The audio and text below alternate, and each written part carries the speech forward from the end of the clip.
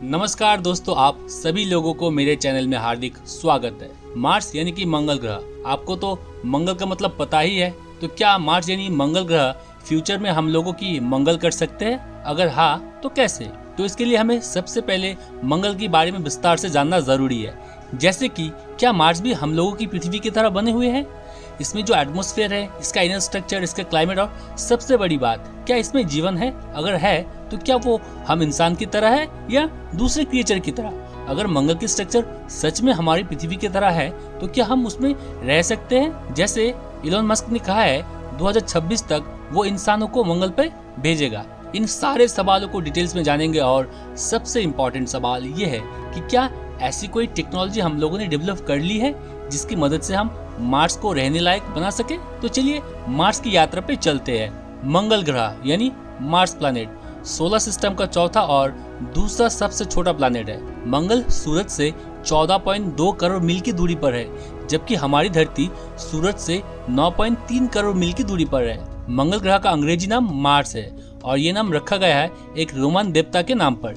यह प्लैनेट को red planet भी कहा जाता है क्योंकि इसके सरफेस पर आयरन ऑक्साइड काफी अधिक मात्रा में है, जिसके कारण इसका रंग गहरा लाल है। मंगल का कोई अपना मैग्नेटिक फील्ड नहीं है। आप कह सकते हैं तो क्या फर्क पड़ता है? फर्क पड़ता है मेरे दोस्त, क्योंकि अगर ये मैग्नेटिक फील्ड हमारी पृथ्वी के पास नहीं होता तो हम सूरज से निकलता हुआ हार्मफुल रेडिएशन से बच नहीं पाते। मंगल एक टेरेस्ट्रियल प्लैनेट है जिसका एटमॉस्फेयर बहुत ही पतला है, जिसकी वजह से सोलर और कॉस्मिक रेडिएशन बड़ी आसानी से इस प्लैनेट पे डायरेक्ट पड़ता है, जो कि किसी भी क्रिएचर के लिए हानिकारक है। मंगल पर एक दिन 24 घंटे 37 मिनट्स का होता है, वहीं दूसरी तरफ हम लोगों की पृथ्वी में एक दिन 24 घंटे का होता है। यानी मंगल पे आपको एक दिन में 37 मिनट्स अतिरिक्त मिल जाएगा। कमेंट बॉक्स में लिखिएगा कि आप इस अतिरिक्त 37 मिनट्स का क्या कीजिएगा। कपकपा देने वाले ठंड, धूल भरी आंधी का गुब्बार और फिर बवंडर, पृथ्वी के कंपैरिजन में ये सब मंगल पर कहीं ज्यादा है। माना जाता है कि जीवन के लिए मंगल की भौगोलिक स्थिति काफी अच्छी है। धरती की तरह ही मंगल में भी साल में 4 मौसम आते हैं: एटम, स्प्रिंग, समर, विंटर। धरती की कंपैरिजन में मंगल में हर मौसम लगभग दुगना वक्त तक रहता है। मंगल पे ग्रेविटेशनल फोर्स पृथ्वी के 38% है। इस ग्रेविटी के कारण ही कोई भी व्यक्ति अगर पृथ्वी पे 100 किलोग्राम है तो वही व्यक्ति मंगल पे 38 किलोग्राम का होगा। इसका मतलब है कि मंगल पर आप लगभग 3 गुना ऊंची छलांग लगा सकते हैं। अगर आप में से कोई अपना वजन को लेकर गहरी चिंता में है तो टेंशन की कोई बात नहीं है। मंगल पे जाइए, आपका वजन ऐसे ही घट जाएगा। मंगल और धरती दोनों ही 4 परतों से बने हैं। पहला प्रॉपर्टी यानी क्रस्ट, जो लोहे वाले बेसाल्टिक पत्थरों से बना है। दूसरा मेंटल, जो सिलिकेट पत्थरों से बना है। तीसरा और चौथा है बाहरी कोर और आंतरिक कोर। माना जाता है कि ये धरती के कोर की तरह ही लोहे और निकल से बने हो सकते हैं, लेकिन ये कोर ठोस धातु की शक्ल में है या फिर ये तरल पदार्थ से भरा है, अभी इसके बारे में पुख्ता जानकारी मौजूद नहीं है। सूरज से ज्यादा दूरी होने के कारण मंगल का तापमान पृथ्वी से बहुत ही कम है। यहाँ का औसतन तापमान -60 डिग्री सेल्सियस है। यहाँ पे ठंडी के दिनों में तापमान -125 डिग्री सेल्सियस रहता है। यहाँ का एटमॉस्फेयर में कार्बन डाइऑक्साइड गैस प्रधान है और पृथ्वी के हिसाब से 100 गुना कम डेंस है। शीतकालीन मौसम के दौरान कार्बन डाइऑक्साइड गैस जम जाता है। इससे ग्रीन हाउस गैस का इफेक्ट कम हो जाते हैं, जिससे ये प्लैनेट ठंडी होने लगती है। मंगल की एटमॉस्फेयर में 96% कार्बन डाइऑक्साइड है, 1.93% ऑर्गन है, 0.1% ऑक्सीजन और 2% नाइट्रोजन है। जबकि हमारी पृथ्वी की एटमॉस्फेयर में 78% नाइट्रोजन, 21% ऑक्सीजन और 1% बाकी गैसेस है। साथ ही मार्स के एटमॉस्फेयर में कार्बन मोनोऑक्साइड के निशान भी पाए गए हैं। आपके मन में ये सवाल आ सकते हैं कि मार्स में कार्बन डाइऑक्साइड की मात्रा इतनी अधिक है, फिर भी पृथ्वी के कंपैरिजन में इतनी ठंडी क्यों? तो इसका आंसर इसके पतले एटमॉस्फेयर है, जो कि गर्मी को रोक नहीं पाता। पतले वायुमंडल होने के कारण पानी लिक्विड स्टेट में ज्यादा देर तक स्थिर नहीं रह पाता। इस ग्रह के 2 चंद्रमा है, फोबोस और डिमोस। ये दोनों अनियमित आकार के हैं। इनकी खोज 1877 में अमेरिकी खगोल शास्त्री असफ हॉल ने की थी। फोबोस डिमोस के बड़े भाई है, जिसका औसत रेडियस 22.2 किलोमीटर और मास 1.08 इंटू 10⁻16 किलोग्राम है। ये 9378 किलोमीटर की दूरी से मंगल की चारों ओर परिक्रमा करता है और ये इतनी तेज है कि मंगल को परिक्रमा करने में इसको सिर्फ 7 घंटे 39 मिनट का समय ही लगता है। और वही दूसरी तरफ हम लोगों की मून अर्थ की एक पूरा चक्कर लगाने में समय लेती है 27.3 डेज। फोबोस बहुत ही ज्यादा गड्ढा और धूल के परत से ढका हुआ है। वही इसका छोटा भाई डिमोस, जिसका एवरेज रेडियस 12.4 किलोमीटर है और इसका मास 2.01 इंटू 10⁻15 किलोग्राम है। ये 23,460 किलोमीटर की दूरी पर मंगल की परिक्रमा करता है और ये इतना तेज नहीं है, इसको मंगल की परिक्रमा करने में 30 घंटे और 18 मिनट का समय लगता है। अगर कभी ये पॉसिबल हुआ कि हम लोग मंगल पे रह सके और आप अपने दोस्तों के साथ बर्थडे सेलिब्रेशन करना चाहते हैं तो आप हर साल बर्थडे नहीं मना सकते। आप पूछेंगे क्यों? क्योंकि मंगल सूरज की एक चक्कर लगाने में 687 दिन का समय लेता है, जो हम लोगों की पृथ्वी के कंपैरिजन में लगभग 2 गुना है। इसलिए आप 2 साल में एक बार अपने बर्थडे मना सकते हैं। इस मिस्टीरियस प्लैनेट की खोज सबसे पहले गैलीलियो ने अपने टेलीस्कोप के द्वारा किया था। इस प्लैनेट पर सोलर सिस्टम के कुछ बहुत ही ऊंचे पहाड़ और गहरी घाटियां मौजूद है। ओलंपस मोन्स नामक पहाड़ जो कि 27 किलोमीटर लंबा है और हमारी माउंट एवरेस्ट से करीब 3 गुना बड़ा है। दूसरी तरफ वैलेस मैरिनेरिस नामक एक घाटी है जो 10 किलोमीटर तक गहरा है और 4000 किलोमीटर तक चौड़ा है। इस ग्रह पर सोलर सिस्टम के सबसे विशालतम एक्टिव वॉल्केनो स्थित है, जिसका नाम ओलंपस मोन्स है। इसका रेडियस 600 किलोमीटर है। ये एक ढाल के रूप में दिखाई देता है और इसके पीछे कारण है इससे निकलने वाली लावा जब बाहर आए होंगे उसके बाद ये लावा सूख गया होगा, जिससे ये ढाल जैसा बन गए। यहाँ कई दूसरे एक्टिव ज्वालामुखी भी है। साइंटिस्टों का ऐसा मानना है कि वैलेस मैरिनेरिस का निर्माण क्रस्ट भाग के खिंचाव और फैलाव से हुआ होगा। इस घाटी के अंदर भी कई घाटी मौजूद है जो कि 100 किलोमीटर तक फैले हुए हैं और ये वैलेस मैरिनेरिस अर्थ में जो ग्रैंड कैन्यन है इससे काफी बड़ा है। इन घाटियों के सरफेस पर मौजूद गहरे निशानों को देखकर लगता है जैसे यहाँ कभी पानी मौजूद रहा होगा। वहाँ का मिट्टी और दूसरे एविडेंस को स्टडी करने के बेस पर साइंटिस्ट ने यह कहा है कि मंगल का एटमॉस्फेयर पहले बहुत ही डेंस और गाढ़ा था, जिसके कारण इसके सरफेस पर पानी के स्रोत थे। इस प्लैनेट के बारे में जानने के लिए नासा ने साल 1960 के दशक से यहाँ मिशन भेजना शुरू कर दिया था। इससे पता चला कि मंगल एक बंजर ग्रह है, जैसे कि माना जाता था। वहाँ जीवन होने की कोई संकेत नहीं मिले। साल 1971 में मैरिनर 9 मिशन ने मंगल के चक्कर लगाए और उसके 80% भाग का मेजरमेंट कर लिया। इसने ज्वालामुखी और घाटियों की भी खोज की। इस मिशन के बाद बहुत सारे और भी मिशन मंगल पर भेजा जा चुका है और फिलहाल 3 मिशन मंगल पे एक्टिव है और वो है परसेवियरेंस जो कि 2021 में मार्स पे लैंड हुआ था। दूसरा है ज़ुरोंग रोवर जो ये भी 2021 में ही लैंड हुआ था और है क्यूरियोसिटी जो कि 2012 में लैंड हुआ था। सबसे पहले मार्स पे जो मिशन सक्सेसफुल हुआ था उसका नाम था मैरिनर 4 जो कि नासा के द्वारा 1964 में भेजा गया था। आपको शायद ये बात तो पता ही होगी, हम वो पहला देश है जो अपने पहले अटेम्प्ट में ही इसरो द्वारा मार्स ऑर्बिटर मिशन को मार्स के कक्षा में सक्सेसफुली इंटर करवाया गया, जो हमारे लिए गर्व की बात है। चलिए इन मिशन के द्वारा मार्स के भेजे गए कुछ तस्वीरों को देखते हैं। ये जो आप तस्वीर देख रहे हैं ये नासा के क्यूरियोसिटी रोवर ने 2017 में भेजी थी। इसमें मंगल प्लैनेट की सरफेस पर रेत की पहाड़ की तरह की आकृतियों को देखी जा सकती है। इन्हें मर्शियन ड्यून भी कहा जाता है। इस तस्वीर को नासा के पाथफाइंडर मिशन ने भेजी थी।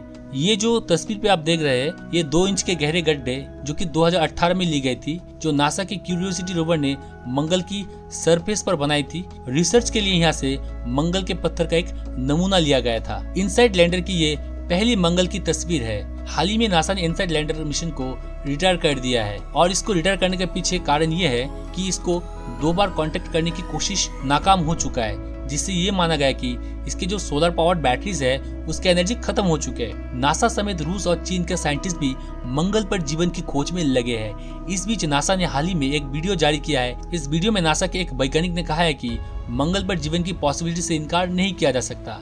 यहाँ पर कुछ ऐसे सबूत मिले हैं जिनसे पता चलता है कि मंगल पर कभी न कभी जीवन रहा होगा। नासा ने अपने यूट्यूब चैनल पर इस वीडियो को शेयर किया है। इस 1 मिनट 5 सेकंड की वीडियो में दिखाया गया है कि कैसे नासा ने पिछले कुछ सालों में मंगल पर जीवन होने के सबूत इकट्ठा किया है। पानी एक ऐसा एलिमेंट है जिसके बिना हम जीवन के बारे में सोच भी नहीं सकते। साइंटिफिक जांच में पता चला है कि मंगल की साउथ पोल के नीचे पानी लिक्विड रूप में मौजूद है। कहा जाता है कि मंगल ग्रह पर लगभग 4 अरब साल पहले तक जीवन रहा होगा। हालांकि इसकी पुख्ता सबूत अभी तक नहीं मिले हैं। अंतरिक्ष एजेंसी के इस ताजा वीडियो में एस्ट्रोबायोलॉजिस्ट हेथर ग्राम बता रहे हैं कि नासा को पिछले कुछ समय में ऐसे सबूत मिले हैं जिनके बेस पर कहा जा सकता है कि मंगल पर कभी एक बहुत बड़ा सागर रहा होगा जिसमें जीवन पनप रहा होगा। वैज्ञानिक ने आगे बताते हुए कहा है कि नासा को अभी तक मंगल पर जीवन नहीं मिला है, लेकिन सबूत जरूर मिले हैं जिनके बेस पर कहा जा सकता है कि कभी यहाँ पर जीवन जरूर रहा होगा। नासा की ये एस्ट्रोबायोलॉजिस्ट कह रहे हैं कि मंगल की सरफेस के नीचे क्या है अभी इस बारे में भी खोज करना बाकी है। उन्होंने कहा है कि इसके सरफेस के नीचे ऐसा लिक्विड पदार्थ होने की पॉसिबिलिटीज है जिसमें जीवन का निशान मिल सकते हैं। कुछ ऐसे जीवाणु हो सकते हैं जो रेडिएशन से बचे हुए हो। सरफेस के नीचे सोलर रेडिएशन से बचे हुए ऐसे जीव मिल सकते हैं जिन तक अभी इंसान की खोज नहीं पहुंच सकी है। नासा ने इस वीडियो के जरिए मंगल पर जीवन की एक्सट्रीम पॉसिबिलिटीज की बात की है, लेकिन अभी तक जीवन मिला नहीं है। हो सकता है कि आने वाले समय में साइंटिस्टों को मंगल की सरफेस के नीचे जीवन के कुछ सबूत मिल जाए। जेपीएल के एक साइंटिस्ट कहते हैं कि पृथ्वी पर पानी की बर्फ देखने को मिलती है, लेकिन मंगल पर इसका अंदाज थोड़ा अलग है।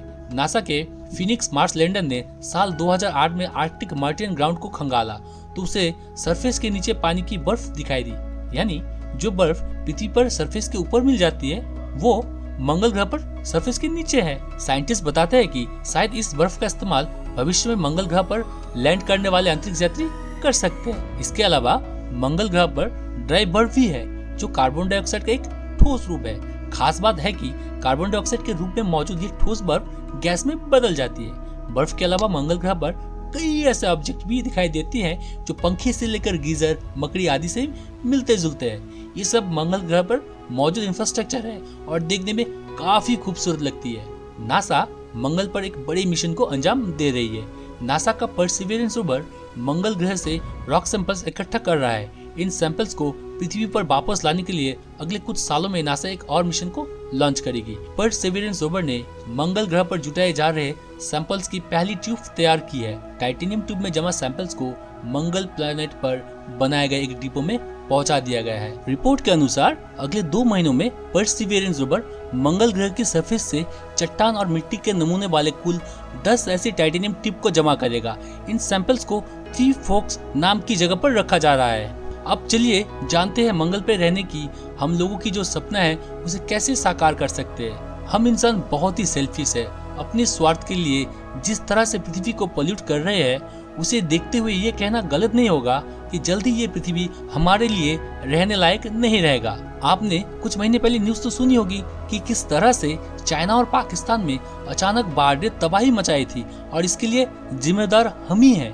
तो अगर हमें पृथ्वी में रहना है तो हमें फिर से पृथ्वी को हरा भरा करना पड़ेगा या फिर हम पृथ्वी को छोड़कर मंगल जैसे किसी दूसरे ग्रह में बसने की तैयारी कर ले।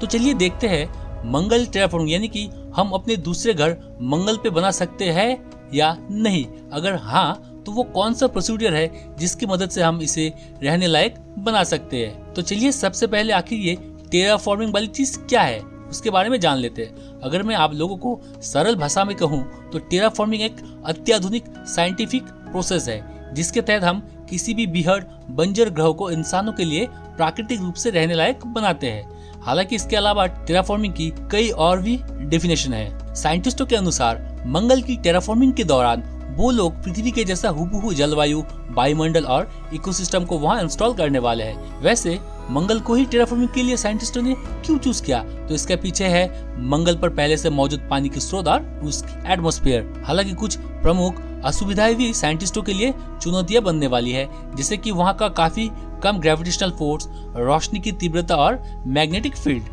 वैसे आज भी टेराफॉर्मिंग को लेकर कई विवाद लगे रहते हैं, जैसे कि क्या आज की टेक्निक इसे हकीकत में बदल पाएगी। तो चलिए उन टेक्निक के बारे में जानते हैं जिससे हम मंगल को रहने लायक बना सकते हैं। एमोनिया को इंपोर्ट करना। टेराफॉर्मिंग की शुरुआत मूल रूप से 3 स्टेप में की जाती है। पहला स्टेप में प्लैनेट के अंदर मैग्नेटोस्फीयर को बनाया जाता है। दूसरा स्टेप में प्लैनेट के ऊपर जलवायु को बिठाया जाता है और आखिर के स्टेप में प्लैनेट के टेम्परेचर को बढ़ाया जाता है। वैसे अब आपके मन में ये सवाल आ रहा होगा कि आखिर कैसे किसी दूसरे प्लैनेट में एटमॉस्फेयर को बनाया जा सकता है। तो दोस्तों आप लोगों को बता दूं कि प्लैनेट के एटमॉस्फेयर में एमोनिया को इंपोर्ट करके वहां वायुमंडल को बनाया जा सकता है। साइंटिस्टों के अनुसार सोलर सिस्टम के बाहरी क्षेत्र में सूरज की परिक्रमा कर रहे कुछ छोटे छोटे ग्रह अमोनिया से भरे हुए हैं। अगर हम किसी तरह उन प्लैनेट को मंगल से टक्कर करवा दे तो वहाँ अमोनिया की मात्रा काफी बढ़ जाएगी। वैसे एक खास बात यह है कि मंगल के ऊपर अमोनिया स्टेबल होकर नहीं रह सकता। यही वजह है कि वो कुछ ही समय बाद टूटकर नाइट्रोजन और हाइड्रोजन में बदल जाएगा। अमोनिया एक बेहद ही बेहतरीन ग्रीन हाउस गैस होने के कारण वो मंगल के सरफेस को गर्म भी कर सकता है। लेकिन इस तरीके में एक उलझन ये है कि अमोनिया के जरिए मंगल को गर्म करने के लिए लाखों वर्षों का समय भी लग सकता है। ऑर्बिटल मिरर मंगल की सरफेस को गर्म करने के लिए साइंटिस्टों को एक बेहद ही अजीब गरीब तरीका सूझा है। उनके हिसाब से अगर हम पूरे मंगल के सरफेस को पीईटी फिल्म से ढक दे तब मंगल के ऊपर पड़ने वाली सूरज की तपिश इतनी होगी कि वो खुद ब खुद मंगल को काफी गर्म कर देगा। वैसे आप लोगों को बता दूं कि पीईटी फिल्म असल में एक प्लास्टिक से बनी पन्नी जैसी चीज है जिसे अक्सर साइंटिस्ट अंतरिक्ष में इस्तेमाल होने वाले इक्विपमेंट में इस्तेमाल करते हैं। 250 किलोमीटर की रेडियस वाली पीईटी फिल्म से बनी अगर एक बड़े से आईने को मंगल की ओर रखा जाए तब हम आसानी से मंगल के सरफेस को गर्म कर सकते हैं। इसके अलावा ये आईना मंगल की पोलर रीजन में मौजूद कार्बन डाइऑक्साइड गैस को एक्टिव करके वहाँ ग्रीन हाउस इफेक्ट को भी एक्टिव कर सकता है। हालांकि अभी हमारे पास ऐसा कोई तकनीक नहीं है जिससे हम इतने बड़े मिरर को अंतरिक्ष में लॉन्च कर सकते हैं। इसके अलावा इतने बड़े आईने को अंतरिक्ष मेंटेन कर पाना भी काफी चुनौतीपूर्ण काम है। मंगल की सतही चमक को कम करना। भौतिक विज्ञान के अनुसार जो चीज लाइट को ज्यादा रिफ्लेक्ट करती है वो रोशनी को कम रिफ्लेक्ट करने वाली बाकी चीजों से ज्यादा ठंडी होती है। अगर हम इस नियम के अनुसार देखें तो अगर किसी तरीके से मंगल के द्वारा रिफ्लेक्ट होने वाली सूरज के रोशनी की मात्रा को कम कर दिया जाए तो मंगल को गर्म किया जा सकता है। विज्ञान की भाषा में इस प्रक्रिया को अल्बेडो रिडक्शन कहते हैं। वैसे इस प्रक्रिया को अंजाम देने के लिए हमें मंगल की सरफेस को काला बनाना होगा जिससे मंगल की सरफेस लाइट को ज्यादा अपने अंदर खींच पाए और गर्म हो जाए। साइंटिस्टों ने मंगल को काला बनाने के लिए मुख्य रूप से 2 प्रोसेस के बारे में सुझाव दिया है। पहला ये कि मंगल के ऊपर काली रंग की धूल को डाल देना। तो आपके मन में ये सवाल आ रहा होगा कि इसके लिए तो काफी मात्रा में धूल चाहिए, तो ये कहाँ से आएगा? तो इसका सिंपल आंसर है कि मंगल के अपने जो 2 सैटेलाइट है यानी फोबोस और डिमोस, इससे ये धूल ली जा सकती है। और दूसरा ये कि मंगल के ऊपर काले रंग वाले एल्गी, बैक्टीरिया या लाइकन को छोड़ देना। वैसे इस प्रक्रिया में एक दिक्कत यह है कि मंगल पहले से ही सोलर सिस्टम का दूसरा सबसे ज्यादा डार्क वाला प्लैनेट है और वो लगभग 70% सूरज की रोशनी को अपने अंदर खींच लेता है। इसलिए इसे और ज्यादा काला करने की ये प्रोसेस शायद इतना कारगर ना हो जितना कि साइंटिस्ट सोच रहे हैं। आप लोगों ने देख लिया कि मंगल पे घर बनाना कितना मुश्किल है। तो अगर हमें जिंदा रहना है और अपनी जिंदगी को सही से बिताना है तो हमारी प्यारी पृथ्वी को पोल्यूशन से मुक्त रखना होगा, जो कि हम कर सकते हैं। तो कमेंट बॉक्स में लिखिएगा कि आप पृथ्वी को पोल्यूशन फ्री रखने के लिए क्या क्या कर सकते हैं। तो नेक्स्ट वीडियो में मिलते हैं। So thank you for watching this video.